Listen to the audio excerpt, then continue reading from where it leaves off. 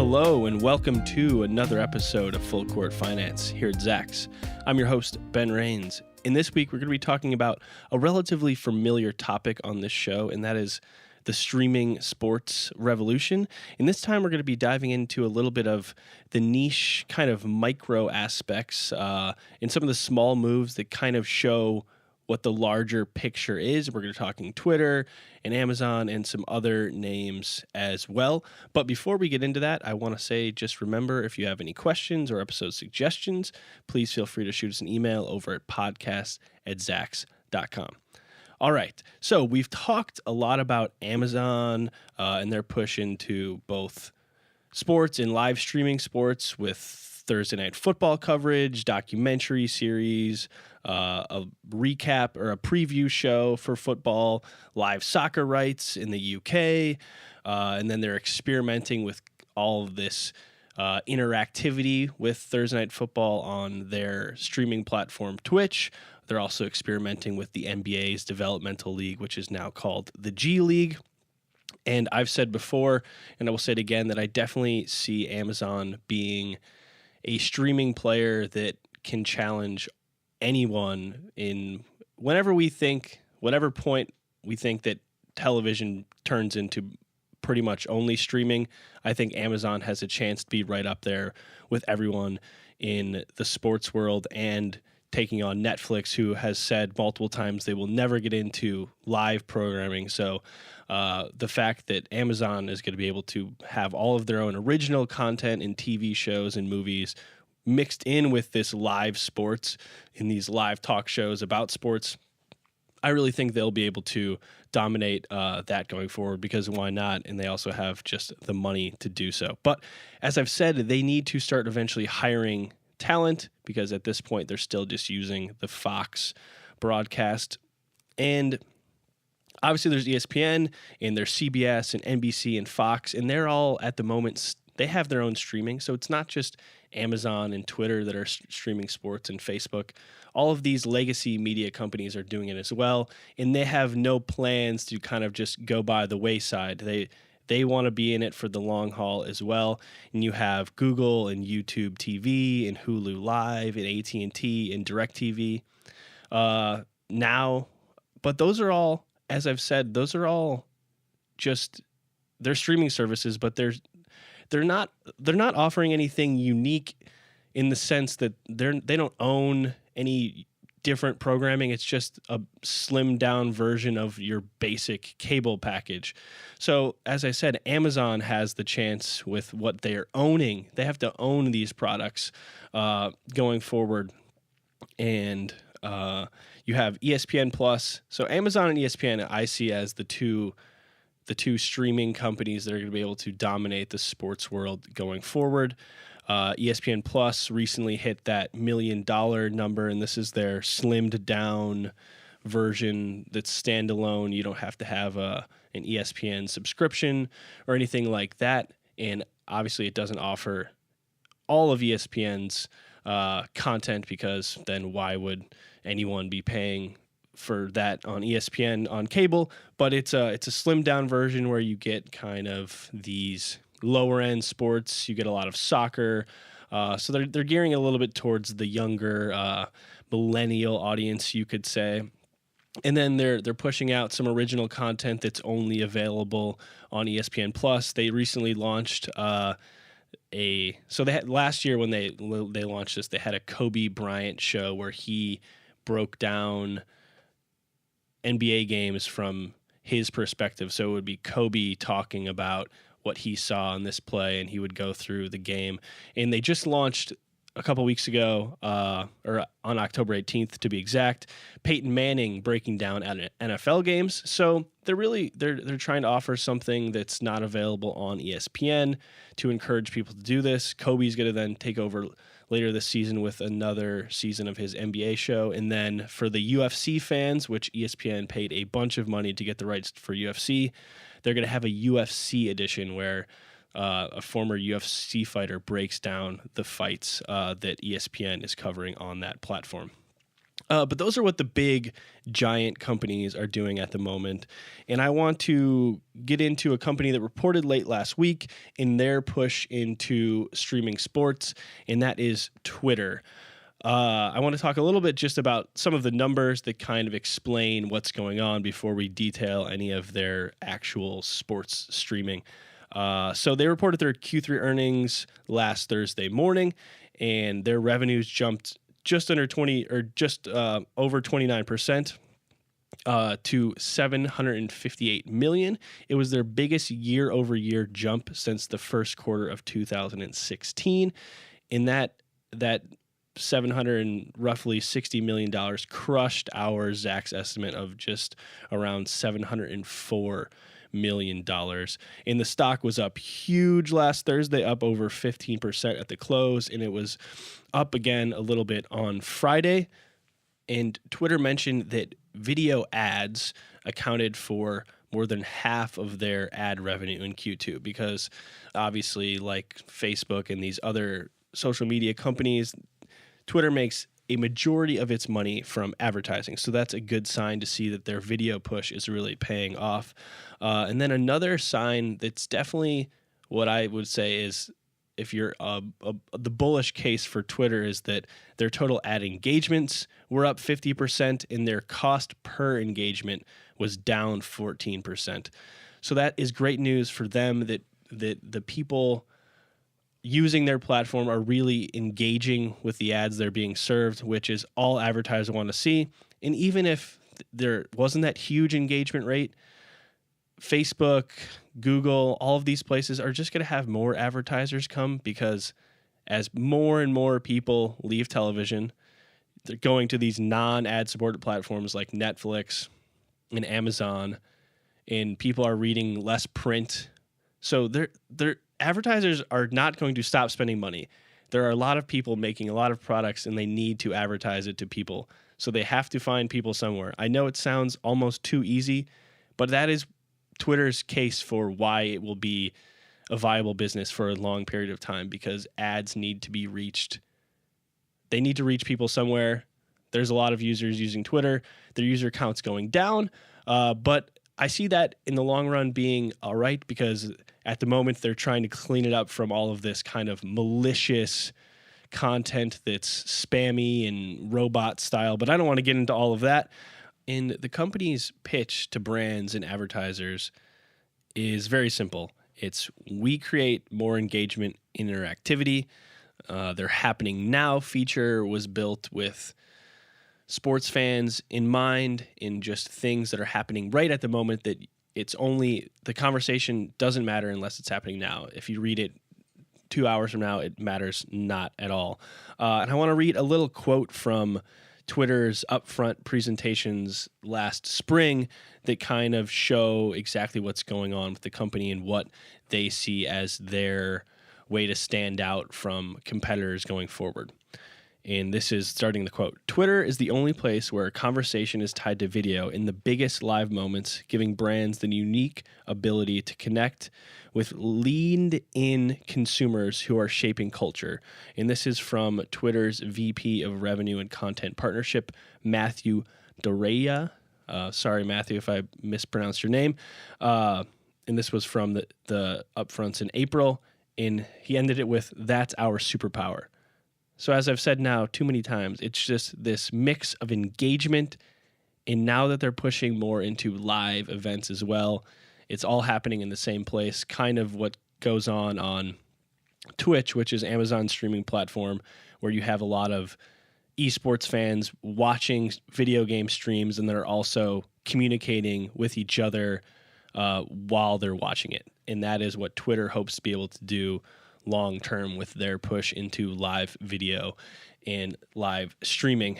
So they currently have deals with a bunch of big publishing and media companies, NBC Universal, Viacom, Activision Blizzard was a big recent one, and they offer a lot of live events. You can watch weekly Major League Soccer games, weekly Major League Baseball games during the season, Formula One races.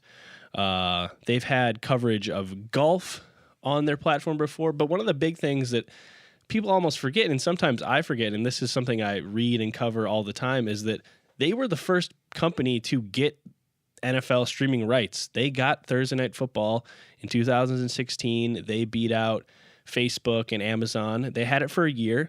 Their viewership numbers were not the best, and they obviously skewed towards that under 25 demographic, and a lot of them came from international markets. But that shows at least that they had a pitch that the NFL saw it as, hey, this works. We want this. And then obviously Amazon came in and spent a little bit more money than they were willing to spend. But that shows that this company, who you might not think of being able to handle live streaming, they got the biggest television product in the United States. They got Thursday Night Football, and they got to do it before anyone else. So that's a good sign for them going forward, that they were at least able to do that, and it was a viable product on their platform. They've had golf on Thursday and Friday mornings before the rounds really get going, where a lot of the hardcore golf fans, shout out to my producer Danny, wants to see these early round coverages of some of the guys you might not see on TV because they normally only show the lead groups. And then a striking example of how important and how many people could watch these sports that you might not think of as mainstream because they're not, is the last 2 seasons the WNBA has had roughly 20 games a season streamed on Twitter. And these numbers, like, I double checked these because they didn't seem real. So the 2017 season, last year, the 3 most watched games on Twitter averaged 1.1 million unique viewers. And 60% of them were overseas, where women's basketball is a little bit more popular. And so the average WNBA game for the first season on Twitter averaged just over 610,000 people a game, which in my opinion is really huge when you think the average NBA game it gets a little over 2 million. To get 1.1 on Twitter for WNBA is really impressive, and I think that is something that Twitter can show where these big companies can't really justify showing these more niche sports, and we'll get into that a little bit later, that's where these streaming platforms can say, hey, there is a craving for this, and you can attach your advertising to it, and that's what we'll do. And then obviously you have ESPN has really tried to pump out a lot of content on Twitter.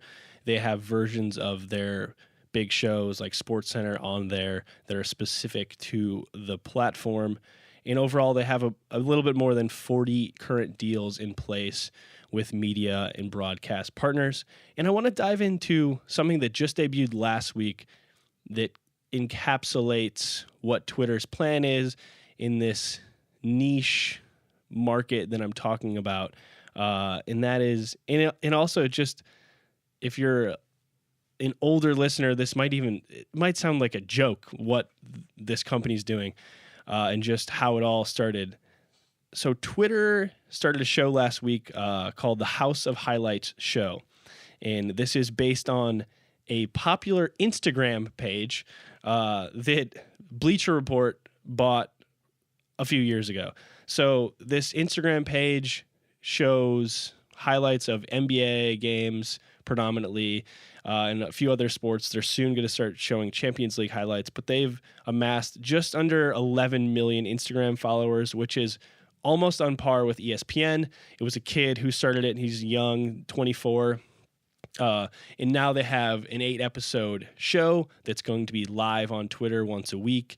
It's going to kind of have a late-night talk show vibe where lots of it live, and then they cut away to pre-recorded stuff. The first episode had a current NBA free agent who was on the Warriors championship team last year. That is Nick Swaggy P. Young.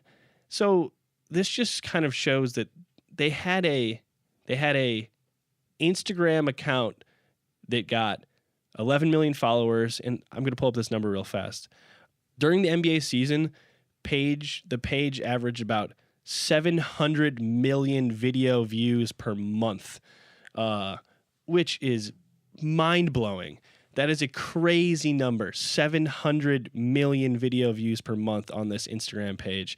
And that is clearly why Bleacher Report decided to buy an Instagram account. They bought an Instagram account. That almost doesn't sound real to some people, but it's true. And Twitter, how Twitter's using this, they're not paying people to do this. They're co-selling sponsorships. So for this show, the House of Highlights show, McDonald's is the lead sponsor for all 8 episodes. And then reportedly Venmo and Uber Eats have also signed on to sponsor multiple episodes. So that's how they're making money. And as I've said, it just honestly seems, if you would have told someone 5 years ago that these big media companies would be buying someone's Instagram account and then that Instagram account would end up having a Twitter show live and they'd be getting NBA players on it, it just doesn't seem real. And just for reference, Bleacher Report was bought in 2012 by Turner Broadcasting for $180 million. At the time, Bleacher Report was a digital media company that was producing a lot of sports-based content, and since then they've really expanded, and they're now offering Bleacher Report Live, which I've touched on, I believe, once on this show before, and that is now owned by AT&T because Turner is owned by Time Warner, who was recently bought by AT&T. So Bleacher Report Live, and now that I'm mentioning this, Turner, through Bleacher Report and their properties, which is TBS and TNT and True TV, they also have a chance to really stand out in this streaming sports future because a lot of the stuff they're experimenting with seems like a really great idea, and I really do think it has legs going forward. They're the company that won the rights to show all of the Champions League soccer games in the States this year. For a monthly cost, you can watch every Champions League game that month for $9.99 a month, or for the season, $79.99 a month. Or you can buy, on a case-by-case basis, individual games for $2.99. And I know some people might not be soccer fans, and these games are often, well, not often, they're always during the middle of the week, unless you get down to the end of the season when those games are on the weekend. But the idea of just having the option to, you don't have to have a cable package that has these soccer games. You can just go on your computer and spend $3 if you want to watch this big game. And you can really see this working with groups of friends. Hey, $3 is nothing to when you have 3 people or even just yourself. But those costs are going to add up really, really, really quickly because you can see someone saying, oh, I don't want to pay the $9.99 a month. And then they end up buying 5 games that month anyways and spending more than they would have for the pass. And then they're also Bleacher Report, through their partnership with Turner, offers this the NBA League Pass right on their website as well. And then they also have golf's first ever pay-per-view, which is coming out the day after Thanksgiving. And it's going to be available a couple other places, but they've just put out the price point. That's going to be $19.99 to watch Tiger Woods play Phil Mickelson. So you can spend $20. I guess it's cheaper than a big prize fight, but it seems kind of crazy. We'll see. We'll see if it works. We'll see how many people it gets. I actually would be really interested to see how many people watch Tiger and Phil play each other live streamed on the internet, but we will see. And I want to slowly transition into a couple more examples of how streaming sports can get into this really niche environment. And both of them have to do with NBC, which is obviously owned by Comcast. So NBC just last week rolled out a new NBC Snow Pass. And this is through their NBC Sports. And this is a direct-to-consumer product that's going to be geared towards just winter sports. So that's going to be alpine skiing, ski jumping, cross-country, biathlon, snowboarding, all that kind of stuff. And I don't want to get bogged down in any more of the details, but they're going to charge consumers $69.99 for what they say is going to be 700 hours of live coverage. And just the fact that you can buy a standalone streaming package of just winter sports in a year that doesn't involve the Winter Olympics for $70 really, in my mind, shows this micro payments, which could end up maybe costing you a lot more than just having cable in the long run, and shows this direction that we're headed in, where streaming can get to people wherever they want to be, because you're gonna be able to get this NBC through your Android or Apple or Amazon Fire TV, anything like that. And then NBC is also going to roll out something in 2019, and that is another sport that is not widely popular. The Premier Lacrosse League is going to start on NBC Sports in the spring of 2019. It is going to be the inaugural season of this outdoor lacrosse league, and they're going to have a 14-week season where they go and do stops, a tour of 12 cities, and they're going to have a regular season and playoffs, and this is going to be available to fans on NBC's direct-to-consumer package, and then I think they're going to have some games on television as well, from what it seems like so far. But all of this is to say, sports are where the advertisers want to be, so all of these companies they're going to roll out as many sports products as people can think of, because live is the only thing advertisers care about now. TV shows don't need to be live. Even if you watch on-demand television of your favorite TV shows on regular TV, most people aren't watching those commercials anyways. They've made it now harder to skip through the commercials because people realize advertisers want this to happen. So that's where you're going. You're going to have lacrosse and snow sports in the winter, and all of this random stuff is going to be available to anyone who wants it. And then I want to close with just a look at what I was watching the game 1 of the World Series, and it struck me as not odd, but YouTube TV is the big sponsor of the World Series and the NBA Finals, and they cut away, and I thought it was strange, and then I read that this is some big deal that YouTube did this, and they had a AR TV ad during Fox's coverage. It was the first time they had done this, so they cut away like it was going to commercial from inside Fenway Park, and it went to above the Green Monster, and it started showing coverage of YouTube TV like it was in the stadium. Looks insanely real, and this is something that just struck me because this AR in sports, it's not really out there yet, but the idea of AR in virtual reality and sports programming is something you might see slowly be pushed out a little bit more. I know that the Olympics has done it where they do some events in virtual reality, but you could definitely see that becoming more popular going forward. That is, if those headsets ever really take off, because I don't know if people are going to want to sit with headsets on their head with a group of people. Maybe you watch it alone, but definitely pay attention to that idea of live virtual reality television, because that ad just struck me. And if they're doing it now that easily on just your regular TV, it could easily be something that happens in the future if people want that access to virtual reality sports. But that does it for another episode of Full Court Finance. Until next time, I'm your host, Ben Rains. And remember, if you have any questions, please feel free to shoot us an email over at podcast@zax.com.